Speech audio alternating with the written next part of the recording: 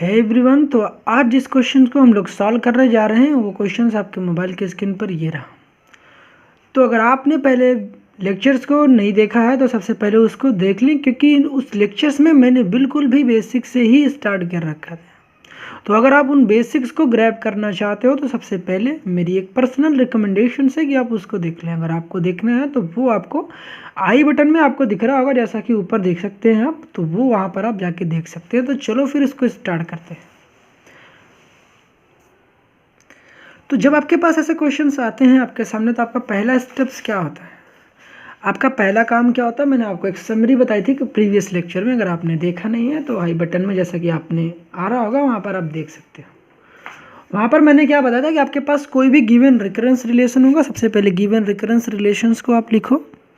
Solutions लिख रहे हो तो फिर रिकरेंस रिलेशंस जो गिवन है वो क्या है? तो गिवन हमारे पास क्या है? गिवन रिकरेंस रिलेशंस है। वो क्या दे रखा है? 2an माइनस का 3an+1 प्लस का हमारे पास क्या गिवन है? an+2 and this is equal to 0। अब राइट हैंड साइड 0 है, इससे हमें क्या समझ में आता है? अब राइट हैंड साइड 0 होने से हमें यह समझ में आता है कि दिया गया जो रिलेशंस है वो एक नॉन होमोजीनियस रिकरेंस रिलेशन है, क्योंकि मैंने आपको पहले लेक्चर्स में ही डिस्कशन की थी। अगर राइट हैंड साइड 0 है दैट मीन्स वो हमारा नॉन होमोजीनियस रिकरेंस रिलेशन है। नॉन होमोजीनियस रिलेशन है? नहीं जी, होमोजीनियस रिकरेंस रिलेशन। कैसा है?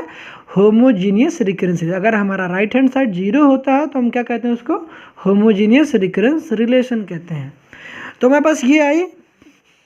अब मैंने कहा था कि जो आपके पास रिलेशन दी होती है तो आपका इसके बाद का स्टेप क्या होता है कि आपको दिए गए रिलेशंस की आपको क्या फाइंड आउट करनी पड़ती है? ऑर्डर्ड फाइंड करनी पड़ती है। ऑर्डर फाइंड करने के लिए मैंने क्या काम कहा था आपको? ये काम आपको ना मेंटली भी कर सकते हो, ठीक है, और आप ना रफ वर्क में भी कर सकते हो, तो आपको ये दिखाने की नीड नहीं है। मैंने कहा था कि जो भी आपके पास रिलेशंस आती है, ये आपको दिख रहा है ना सबस्क्रिप्ट, जो एक ही यहाँ सबस्क्रिप्ट दिख रही है, ये n+1 और यहाँ पर n+2। इसको ध्यान से देखो। अच्छा बताओ, आप इतना बताओ कि n+1 और n+2 इन तीनों सबस्क्रिप्ट में से n है, n+1 है और n+2 है, तीनों में सबसे बड़ी सबस्क्रिप्ट कौन सी है? मतलब जो नीचे लिखा गया ना, मैं पूरा नहीं पूछ रहा हूँ, केवल n पूछ रहा हूँ। ये n है, ये n+1 है, n+2 है। तो आपका जवाब क्या होगा? मुझे पता है, आपको पता होंगी। n+2 जो है सबसे बड़ी सबस्क्रिप्ट है। क्या है? n+2 सबसे बड़ी सबस्क्रिप्ट है। तो हमने कहा कि जो सबसे बड़ी सबस्क्रिप्ट होती है, अच्छा होता है, ये ऑर्डर क्या होगा? देखो यहाँ पर ऑर्डर n लिखा गया, n+1 n+2 है, तो n+2 से जो 2 लिखा गया, इससे मुझे ये पता चलता है कि दिया गया recurrence relation second order recurrence relation है। मतलब जो रिकरेंस रिलेशन की ऑर्डर होगी वो सेकंड ऑर्डर रिलेशन है। तो यहाँ पर आप लिख सकते हैं this is second order recurrence relation, second order recurrence relation. तो पहला काम था आपको ऑर्डर पता करना, तो सेकंड ऑर्डर रिकरेंस रिलेशन हो गया जी। रिकरेंस रिलेशंस को मैं शॉर्ट में ऐसे कह दे रहा हूँ, ठीक है। तो पहला ऑर्डर इस रिलेशन कितनी आई? सेकंड 2 आई, मतलब इस रिलेशंस की ऑर्डर 2 है। कैसे पता किया? तो मैंने बताया था क्या, आप ऐसे भी आप दिमाग में कर सकते हो कि यहाँ पर भाई देखो, जो सबसे बड़ी आपके पास ऑर्डर होगी उससे हमें पता चलता है। जैसे यहाँ पर देखो n लिखा गया, n+1 है, n+2, तो यह सबसे बड़ा नंबर कौन सा दिख रहा है? 2। तो दैट मीन्स ये सेकंड ऑर्डर है। आपको लगता है निकालना है, तो लगता है आपको समझ नहीं आया ऐसे, तो मैंने इसके लिए क्या बताया था? सबसे बड़ी सबस्क्रिप्ट और सबसे छोटी सबस्क्रिप्ट को आइडेंटिफाई करो। सबसे बड़ी सबस्क्रिप्ट कौन सी है? n+2। सबसे छोटा कौन सा है? n। तो सबसे छोटा वाला माइनस का सबसे छोटा वाला, सबसे बड़ी वाली सबस्क्रिप्ट माइनस का सबसे छोटी वाली सबस्क्रिप्ट। सबसे बड़ी वाली मेरे पास कितना है? n+2 माइनस कितना करेंगे? सबसे छोटी वाली। सबसे छोटी मेरे पास कितनी है? n है। देखो n, n+1, n+2, सबसे बड़ा सबस्क्रिप्ट कौन सा? n+2, और सबसे छोटा कौन सा? n है।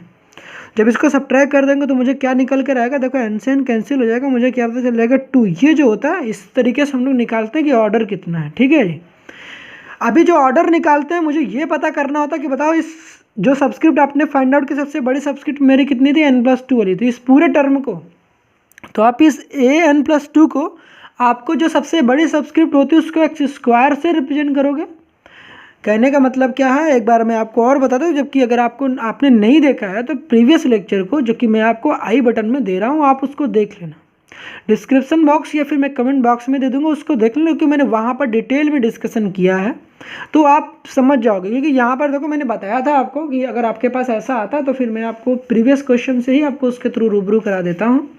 जैसे कि मेरे पास प्रीवियस क्वेश्चन में क्या आता था कि n, n-1, n-2, सबसे बड़ी आपको सबस्क्रिप्ट कौन सी दिख रही है, n दिख रही है। क्योंकि देखो नंबर घटते चले जा रहे, पहले n है, फिर एक कम हुआ, फिर एक ज़्यादा, एक कम और हो गया, एक कम था पहले जो भी नंबर था, एक कम हुआ, फिर दो कम हुआ, तो सबसे बड़ा तो यही हुआ, क्योंकि नीचे धीरे धीरे कम होते जा रहा है। तो सबसे बड़ी सब्सक्रिप्ट ये हुई और सबसे छोटी सब्सक्रिप्ट। तो मैंने क्या बताया था कि सबसे बड़ी वाली सब्सक्रिप्ट, हमने कि सबसे बड़ी वाली सब्सक्रिप्ट माइनस का सबसे छोटी वाली सब्सक्रिप्ट करते हैं तो मुझे ऑर्डर पता चल जाता है, जो कि मैंने आपको बताया था।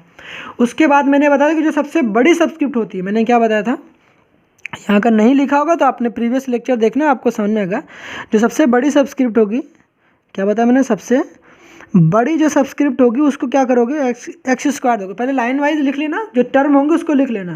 जैसे देखो इस क्वेश्चन में मुझे क्या दिख रहा है, इस क्वेश्चन में आप देख सकते हो तो an+2 सबसे बड़ा है, उसके बाद कौन है, उसके बाद हमारे पास an+1 है, फिर an है। तो इसके अकॉर्डिंग मेरे पास क्या होगा, जो सबसे बड़ी सब्सक्रिप्ट होती है उसको हम लोग एक्स स्क्वायर देते हैं, फिर उसके छोटी वाली डिक्रीजिंग ऑर्डर में अरेंज करते हैं, डिक्रीजिंग ऑर्डर में। तो डिक्रीजिंग ऑर्डर में अगर अरेंज करोगे तो पहले n+2 आएगा।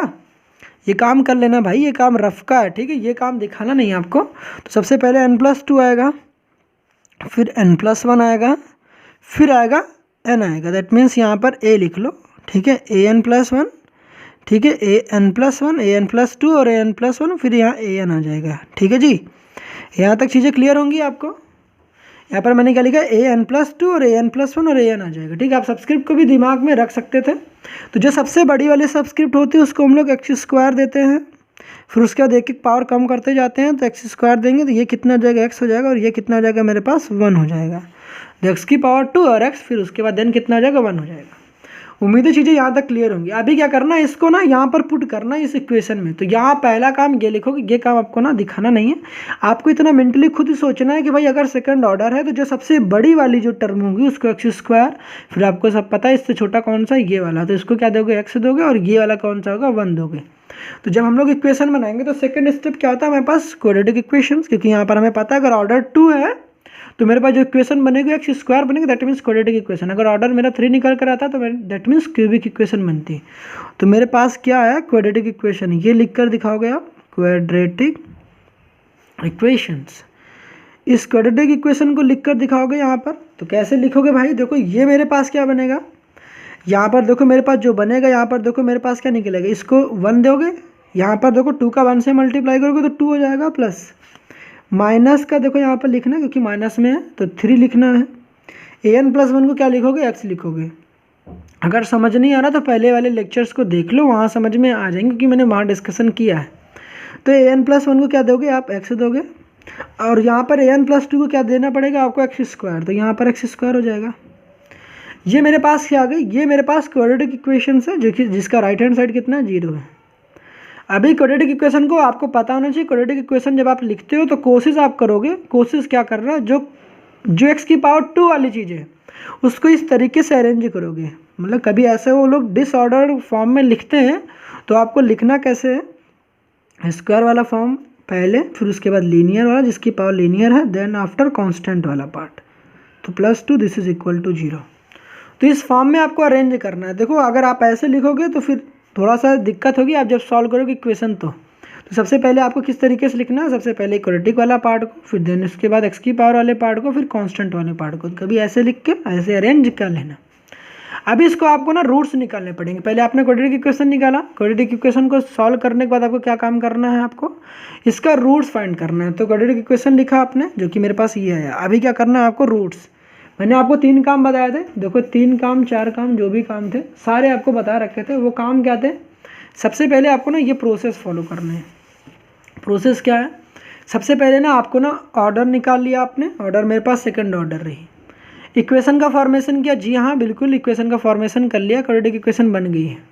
अब उसके बाद जो इक्वेशन बनती है उसका रूट्स फाइंड करते हैं। तो रूट्स कैसे फाइंड करते हैं, यूजिंग कैलसी, क्योंकि आपके पेपर में कैलकुलेटर अलाउड है। आप ऐसे भी कर सकते हो, आपके पेपर में कैलकुलेटर अलाउड हो तो भाई कैलकुलेटर का इस्तेमाल करो, तो रूट्स निकालते हैं। ठीक है, तो रूट्स निकालते हैं।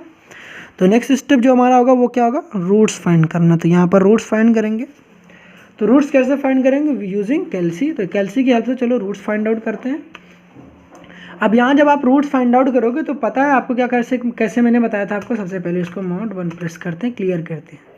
अभी आपको क्या काम करना था मैंने बताया, mod को 3 बार प्रेस करोगे, 1 2 3, 3 बार प्रेस करने के बाद इक्वेशन के लिए आपको 1 दिख रहा है, 1 पुट करोगे। उसके बाद ये वाली जो की दिख रही है इसको प्रेस करोगे। आपको डिग्री पूछेगा तो डिग्री देखो मेरे पास यही जो ऑर्डर होती है वही मेरे पास डिग्री हो जाता है।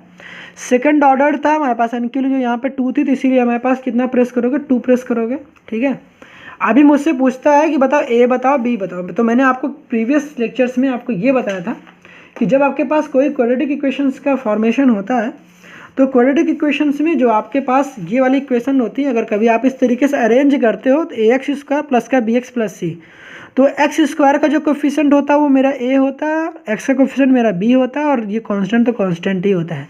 दैट मीन्स एक्स स्क्वायर का कोफिशिएंट मेरा ए होता है और एक्स का कोफिशिएंट मेरा बी होता है।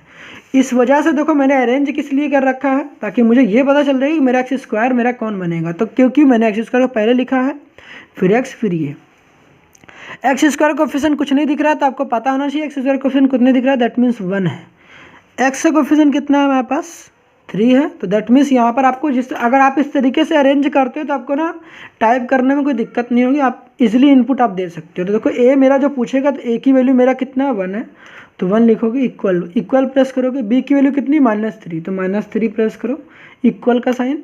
फिर उसके बाद +2 दे रहा है तो +2 प्रेस करना है, उसके बाद इक्वल का साइन। अभी आपके पास जो रूट्स आई कितने आई, 2 आ गया। तो यहाँ पर रूट्स निकला है, लिखना है आपको 2 आ गया। देन आफ्टर कितना दिख रहा है, 1 दिख रहा है। तो हमारे पास 2 रूट्स निकल कर 2 आया और 1 आया। उम्मीद है चीज़ें आपको भी दिख रही होंगी, आपने भी कर लिया होगा, पहले लेक्चर में मैंने इसका डिस्कशन कर दिया है।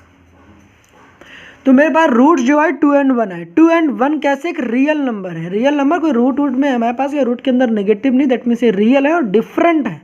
दोनों सेम नहीं है, एक 2 है तो दूसरा 1 है। अभी आपके पास ऐसे भी क्वेश्चन मैं आपको सॉल्व कराऊंगा जो कि दोनों सेम होंगे, तो वहाँ पर डिफरेंट अप्रोच रहेगी। तो यहाँ पर जो हमारे पास रूट्स हैं वो रियल हैं एंड डिस्टिंक्ट हैं। डिस्टिंक्ट का मतलब क्या होता है, डिफरेंट। क्या होता है भाई, डिफरेंट होता है। तो ये हो गए रियल एंड डिस्टिंक्ट रूट्स हो गए हमारे पास।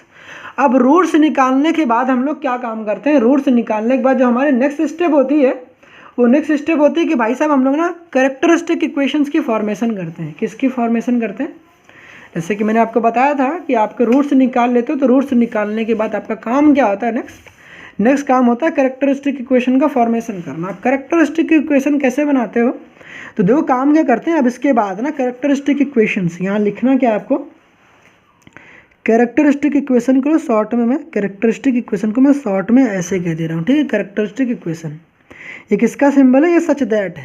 कैरेक्टरिस्टिक इक्वेशन जब फॉर्मेशन करोगे तो आपको क्या लिखना पड़ेगा, देखो आपके क्वेश्चन में ना जो ए एन दिख रहा है ना, ए एन, तो इसको लिखना ए एन इक्वल टू, ठीक है।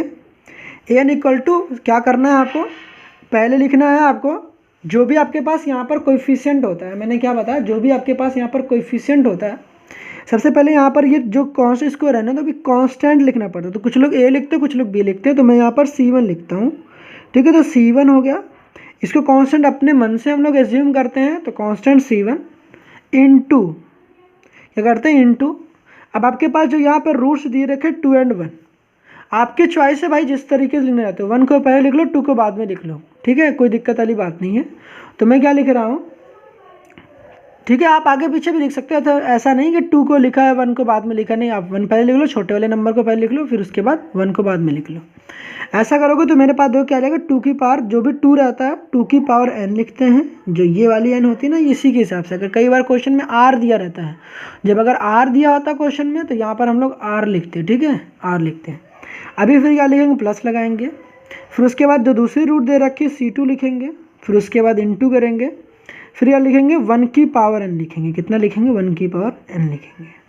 चीज़ें क्लियर होंगी। मैंने क्या बताया आपको, क्या काम करना है, ये कांस्टेंट अपने मन से हम लोग एज्यूम करते हैं, ये भाई हमारा फॉर्मूला होता है, कुछ नहीं है। जो आपके पास रूट्स निकल कर आए, पहले an लिखोगे, an इक्वल टू C1 हर जगह लिखते हैं। आप प्रीवियस क्वेश्चन में देखोगे मैंने हर जगह बताया, इसी तरीके से लिखते हैं। C1 लिखोगे इंटू टू की पावर n कब लिखते हैं? जब रियल एंड डिस्टिंक्ट रूट्स रहते हैं तब। अभी आपके पास ऐसे वैरायटीज़ आएंगे, ये हमारा टाइप 1 वैरायटी है जिसमें हमारे रूट्स रियल और डिस्टिंक्ट होते हैं। तो ये है C1 लिखना इंटू टू की पावर n, 2 लिखोगे इसकी पावर n लिखोगे, प्लस लगाओगे C2 एक नया कॉन्स्टेंट है 1 की पावर n लिखोगे। तो ये हमारे पास क्या है? ये मेरे पास है कैरेक्टरिस्टिक इक्वेशन बन गई।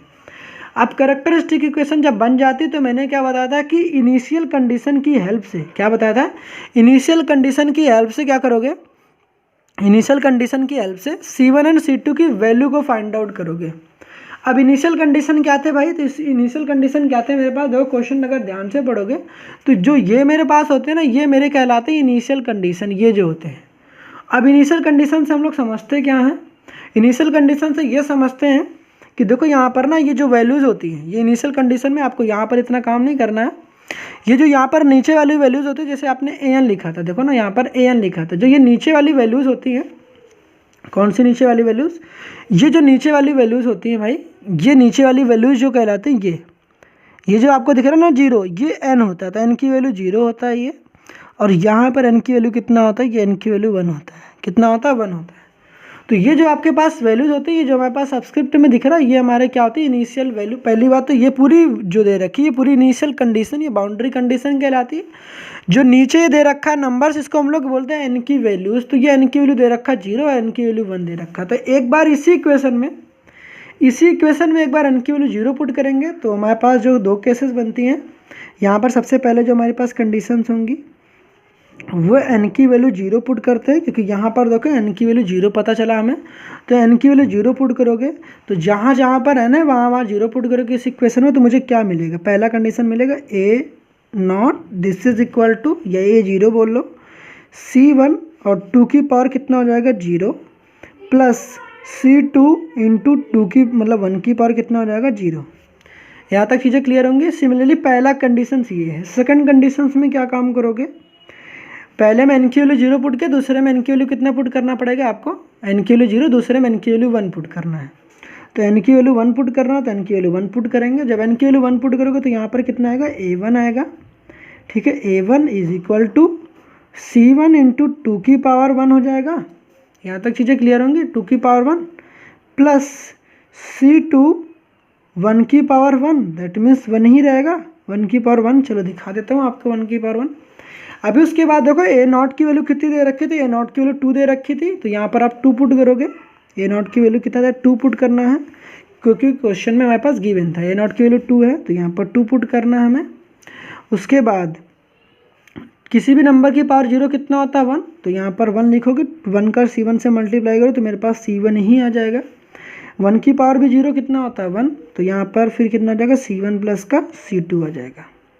ठीक है, यहाँ तक चीज़ें क्लियर होंगी। ये चीज़ें अलग है, ये अलग केस है।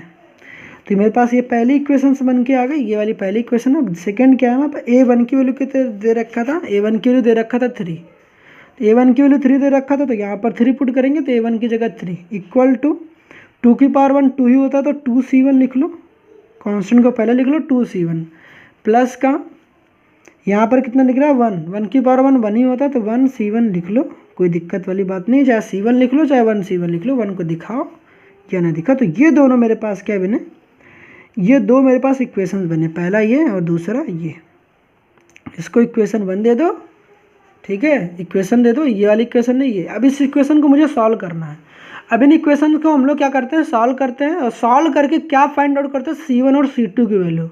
आप इस इक्वेशन को, इन दोनों इक्वेशन को सॉल्व करने के लिए आप बचपन में जो आपने पढ़ रखा था एलिमिनेशन मेथड या सब्स्टिट्यूशन मेथड, उसकी भी हेल्प ले सकते हो। मगर आपको पता है कि आप के पेपर में कैलकुलेटर अलाउड है, और उस इक्वेशन के कैलकुलेटर की हेल्प से हम लोग दो इक्वेशन को साइमल्टेनियसली सॉल्व आउट कर सकते हैं। तो भाई ऐसा काम नहीं करना है। तो मैं आपको क्या बताता हूँ? जो काम बता रहा हूँ वो काम करो। आपको दो इक्वेशन दे रखी है, आपको इक्वेशन 1 दे रखा है, इक्वेशन 2 है। आपको मन करता तो यहाँ पर नाम देखो, यहाँ भी पड़ा हुआ है, मन करता या तो यहाँ पे लिख लो ये फर्स्ट इक्वेशन, ये सेकंड इक्वेशन। अब इसको किस तरीके से सॉल्व करना है अब उसको देख लो जरा। सॉल्व करने के लिए मैंने आपको क्या तरीके बता रखे हैं, जरा ध्यान से देखना। दो इक्वेशन को सॉल्व करना है तो कैसे सॉल्व करोगे? ठीक, कैलसी उठाना, पहले जो भी चीज़ें हैं उसको क्लियर करो। अभी आप क्लियर करने के लिए आपको पता होगा, आप इस कंडीशन पर आते हो तो इस कंडीशन पे आने के बाद आप निकल नहीं पाते, तो निकल नहीं पाते तो क्या काम करोगे? पूरे दोबारा से पुराने उसी फॉर्म में आना चाहते हो तो फिर मॉड को प्रेस करना, मॉड को प्रेस करने के बाद 1 प्रेस करना, जाना यहाँ पर, जैसा कि देख पा रहे हो इसको 1 को प्रेस करना तो देखोगे यहाँ पर आप नॉर्मल पोजीशन पर आ जाओगे जैसे आप पहले फॉर्म में थे। अभी मुझे 2 इक्वेशन को सॉल्व करना तो आपको क्या काम करना है, पिछले लेक्चर में बताया तो इस लेक्चर में बता रहा हूँ। आपको मॉड को 3 बार प्रेस करना है, मॉड को 3 बार प्रेस करोगे 1 2 3।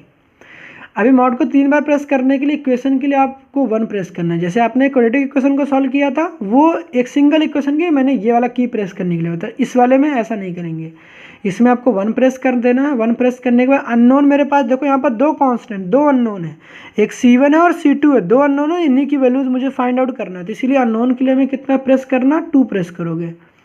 तो 2 प्रेस करोगे अब मुझे A1 और A2 की वैल्यू फाइंड आउट करना पड़ेगा, यहाँ पता चलेगा। तो मुझे बारी बारी से इस इक्वेशन की हेल्प से मुझे A1 और A2 की वैल्यू ये सब पुट करने पड़ेंगे। तो कैसे पुट करेंगे देखते जाओ।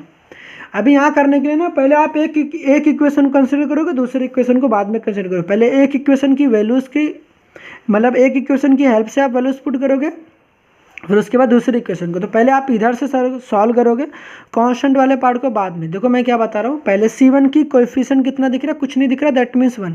C1 का कोएफिशिएंट क्या होता है, जो इस वेरिएबल के आगे जो लिखा होता है, यहाँ कुछ दिख रहा है क्या, नहीं। जब कुछ नहीं दिख रहा दैट मीन्स उसका जो कोएफिशिएंट होता है 1 होता है। तो यहाँ पर हम लोग 1 प्रेस करेंगे इक्वल, फिर यहाँ पर इसका कोएफिशिएंट कितना है 1, तो ये भी इक्वल टू कितना हो जाएगा 1।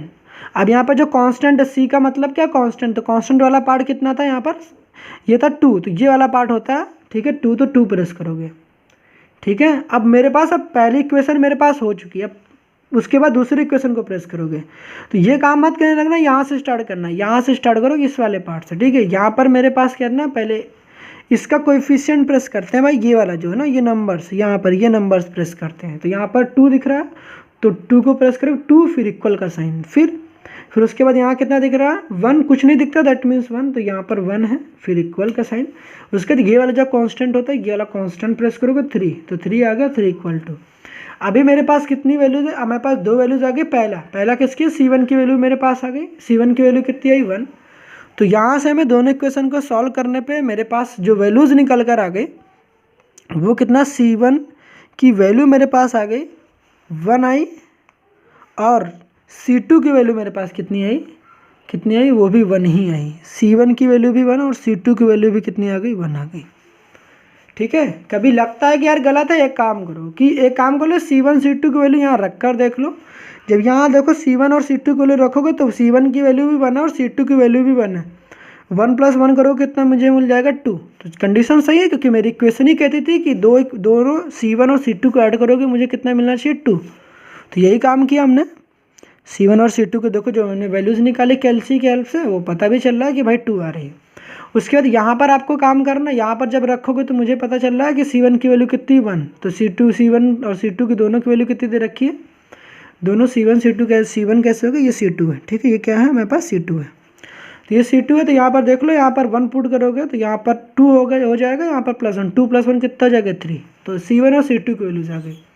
उम्मीद है चीज़ें यहाँ तक क्लियर होंगी। अगर यहाँ तक क्लियर है तो अभी क्या करना है, आपको एक काम बताया था मैंने, काम क्या, पहला हमने 2 काम किया, C1 और C2 की वैल्यूज़ निकाली है, इनिशियल कंडीशन की हेल्प से C1 और C2 की वैल्यूज़ को फाइंड आउट कर लिया। अब उसके बाद मुझे जनरल सोल्यूशन का फॉर्मेशन करना है। अब ये जो हमारे पास C1 और C2 की वैल्यूज़ आती हैं, अब इस C1 और C2 की वैल्यूज़ इस कैरेक्टरिस्टिक इक्वेशन में पुट कर देते हैं। ये जो C1 और C2 है ना, यहाँ पर इसकी जगह पर हम लोग क्या कर देंगे, ये 1 पुट कर देंगे, तो जो मेरे पास आएगा वो जनरल सोल्यूशन आएगा। अब जनरल सोल्यूशन तो यार बड़ा आसान है, देख लो यार, सब कर लिया, तो अब बचा ही क्या है।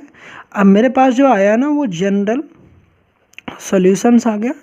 अब जनरल सॉल्यूशन में कुछ नहीं करना भाई, केवल इतना काम करना, जहाँ पर दो कैरेक्टरिस्टिक इक्वेशन थी तो वहाँ पर ना an मेरा वही रहेगा, जहाँ पर C1 था वहाँ 1 पुट करना, तो 1 की पुट करोगे तो मेरे पास 2 की पावर n आ जाएगा, क्योंकि C1 की जगह 1 पुट करोगे तो 1 का 2 की पावर n से मल्टीप्लाई करोगे तो मेरे पास कितना आ जाएगा, 2 की पावर n ही आएगा, प्लस यहाँ पर C2 भी कितना 1 है, तो यहाँ पर कितना 1 की पावर n, तो यहाँ पर कितना 1 की पावर n लिख दो, कोई दिक्कत वाली बात नहीं है। तो यहाँ 2 की पावर n प्लस 1 की पावर n आ गया, क्योंकि यहाँ पर C1 और C2 की वैल्यू 1 पुट करोगे तो 1 को दिखाओ चाहे मत दिखाओ, ये अंडरस्टूड होता 2 की पावर n प्लस 1 की पावर n। तो ये जो मेरा होगा ये जनरल सोल्यूशन होगा, जो कि मेरा फाइनल आंसर होगा। उम्मीद है आपको चीज़ें समझ में आ गई होंगी। अगर इस लेक्चर्स में बताई गई किसी भी चीज़ से रिलेटेड प्रॉब्लम है तो बिल्कुल विदाउट एनी हेजिटेशन आप कमेंट बॉक्स में जाके पूछ सकते हो। अगर आपको लगता है इसमें कोई प्रॉब्लम आई है, ये इक्वेशन सॉल्व करने में कोई प्रॉब्लम आ रही है, तो आप पहले वाले लेक्चर का जो फर्स्ट लेक्चर है उसको भी देख सकते हो कि वहाँ पे भी मैंने इसकी डिस्कशन कर रखी है, बेसिक से बात कर रखी है। इस इक्वेशन में कुछ अलग क्या था, इस इक्वेशन में अलग मैंने इसको क्यों पिक किया, इस इक्वेशन को पिक करने का मेरा मकसद ही था क्योंकि आपको ऑर्डर सिखाना था। ऑर्डर में यहाँ पर क्या खासियत था, क्योंकि हर बार जब आप क्वेश्चन देखोगे तो मोस्टली आपके पास है ना यही पर इक्वेशन ऐसे आती हैं जहाँ पर बच्चे ये प्रॉब्लम फेस करते हैं कि अब मुझे किसको ना एक्स स्क्वायर पुट करना है। तो एक्स स्क्वायर पुट करना, कुछ लोग एम नाम देते हैं, तो चॉइस आपकी, आप एम नाम देना चाहते हैं एक्स देना चाहते हैं। तो जो मेरे पास सबसे बड़ी वाली सबस्क्रिप्ट होती है उस पूरे टर्म को हम लोग एक्स स्क्वायर देंगे, तो उससे छोटी होगी उसको एक्स, जो उससे छोटी होगी उसको 1 देंगे। तो ये काम करते हैं हम लोग, पावर एक डिक्रीज करते जाते हैं, डिक्रीजिंग ऑर्डर में लिखते हैं। तो सबसे पहले एक्स स्क्वायर फिर एक्स फिर 1। अगर मेरे पास पावर 3 निकल कर आते तो एक्स क्यूब फिर एक्स स्क्वायर फिर एक्स फिर देन उसके बाद 1। तो ऐसा काम करते हैं। तो यहाँ इंपॉर्टेंट क्या था, ये सेकंड ऑर्डर था। सबसे पहले हम लोगों ने ऑर्डर निकाला। ऑर्डर निकालने के लिए मैंने आपको क्या बताया था, सबसे बड़ी वाली सबस्क्रिप्ट ये दिख रहा है, सबसे बड़ी वाली सबस्क्रिप्ट माइनस का छोटी वाली सबस्क्रिप्ट। जब ऐसा करते हैं तो मुझे ऑर्डर पता चलता है। ऑर्डर पता करने के बाद हम लोगों ने ये सारी इक्वेशन के फॉर्मेशन की क्वाड्रेटिक इक्वेशन रूट्स निकाले। रूट्स मेरे रियल एंड डिस्टिंक्ट थे। कैरेक्टरिस्टिक इक्वेशन फॉर्मेशन किया। कैरेक्टरिस्टिक इक्वेशन फॉर्मेशन करने के बाद हम लोग ने इनिशियल कंडीशन की हेल्प से C1 और C2 की वैल्यू को फाइंड आउट किया। इनिशियल कंडीशन कहाँ दे रखी थी भाई, तो इनिशियल कंडीशन जब आप देखोगे क्वेश्चंस में तो आपके पास यहाँ दे रखी होती इनिशियल कंडीशन। इनिशियल कंडीशन में जो ये आपके पास नीचे वाले ये जो नंबर लिखे होते ये मेरी होती है n की वैल्यूज़।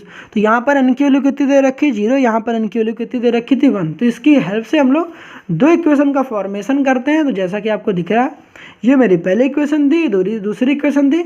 इन दोनों इक्वेशन को यूजिंग कैलकुलेटर हम लोगों ने सॉल्व किया C1 और C2 की वैल्यूज़। तो यहाँ ये जो C1 और C2 की वैल्यूज़ आई इस कैरेक्टरिस्टिक इक्वेशन में हम लोग ने पुट कर दिया और हमें फाइनली मिल गया मेरा जनरल सोल्यूशन।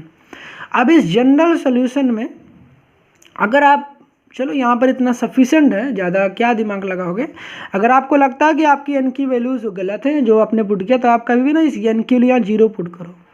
n की वैल्यू आप जब 0 पुट करोगे तो आपको पता है कि जब आप 0 पुट करते हो, ठीक है, क्या पुट करते हो 0, तो जब आप 0 पुट करोगे तो मेरे पास क्या निकलेगा कि जब आप यहाँ पर n की वैल्यू 0 पुट करोगे या फिर n की वैल्यू आप उसके बाद 1 पुट करोगे तो आप दोबारा से ना ये इनिशियल कंडीशन या बाउंड्री कंडीशन ऑब्टेन कर लोगे कि देखो यहाँ पर n की वैल्यू 0 पुट करोगे तो फिर से यहाँ 2 की पावर 0 कितना हो जाएगा 1 और 1 की पावर 0 कितना हो जाएगा 1, तो 1 + 1 कितना हो जाएगा 2। तो मतलब a0 की वैल्यू कितनी हो जाएगी 2। n की वैल्यू यहाँ पर 1 पुट करोगे तो 1 पुट करोगे तो 2 की पावर 1 कितना हो जाएगा 2 और 1 की पावर 1 कितना हो जाएगा 1, 2 + 1 कितना हो जाएगा 3। दैट मीन्स अगर आपने जनरल सोल्यूशन जो आपने बनाया अगर आपने सही बनाया है तो दैट मीन्स आप कैसे चेक कर सकते जो आपने n की वैल्यू पुट किया था, जो आपने n की वैल्यूज पुट किया था उसको दोबारा इस जनरल सोल्यूशन में जहाँ पर n है वहाँ पुट करोगे तो आपको दोबारा से वो इनिशियल कंडीशन या बाउंड्री कंडीशन है वो आपको मिल जाएगी। तो चलो यहाँ तक मुझे लगता है समझ में आ गया। अगर यहाँ तक समझ में आ गया तब प्रैक्टिस करो। मिलते हैं नेक्स्ट वीडियो में, तब तक के लिए ऑल द बेस्ट।